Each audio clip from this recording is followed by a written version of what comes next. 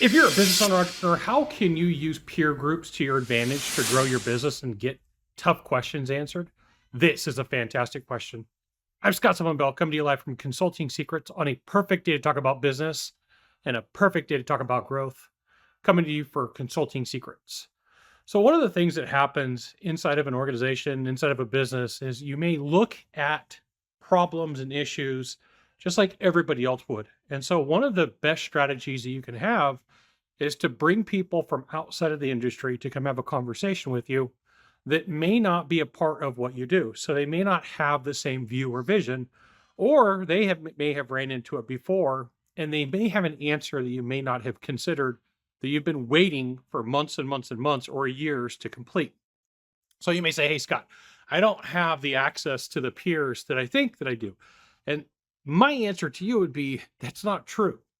No matter what town, no matter what city, no matter what jurisdiction that you live in, you have the capability of going and finding local companies that are outside of your industry, outside of your service. You could do this through local Rotary.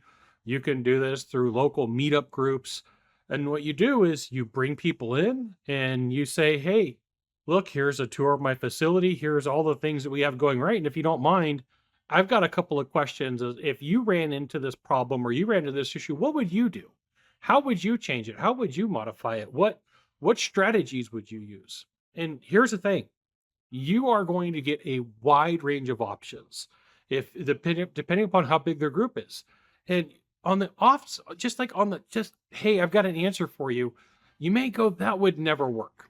So here's what you do is you take the answer, you thank the person for giving it to you instead of saying, "That'll never work," or "That won't work in my industry."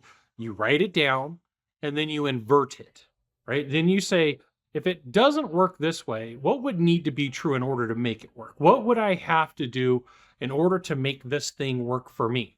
So I see this a lot, especially in consulting where someone will go, "I can't do that. I won't do that." And then we go, "Hey, time out, time out." Like, you can't just throw something under the bus and say it's not going to work without putting some thought into it. And sometimes what will happen is that reaction is because it's hard or because I'm going to have to hold somebody accountable. And so you have to take a look. You don't have to. You want to take a look at the concepts, the strategies, the ideas, the beliefs that somebody outside of your industry might have that's really going to benefit you. And that person's really trying to help. Now, here's the thing. If you're looking to sell your business and you want some help on the exit strategies, you should absolutely reach out to the Deal Hotline, 888-DEAL-919, 888-DEAL-919, and a member of my team will get back to you. No deal is too big. So a peer-to-peer group could be 3 people, it could be 5 people, it could be 10 people. It doesn't have to be 100. And you're going to find that sometimes that group of 5 to 10 business owners is far superior to 20, 30, or 40. And you can ask questions and you say, "Hey, listen, what we're going to do as a group is we're going to get together, and this month it's my company and next month it's your company and the company after." Like, go through the process and find individuals that will help you. Now, here's the benefit. When you take a look, if you're going to plan to sell your business and you're saying, "Hey, I want to take this to the market," you're getting consulting. You're getting people who are your peers to say, "Hey, here are some things that I may change." And there is a huge possibility that it'll directly impact your income. It'll definitely impact your bottom line when done right. So you always want to set an agenda. Right. So the way that I see these types of meetings go wrong is people just show up and they hope. They hope. So, like, if it's a tour of your building, you give a tour of your building.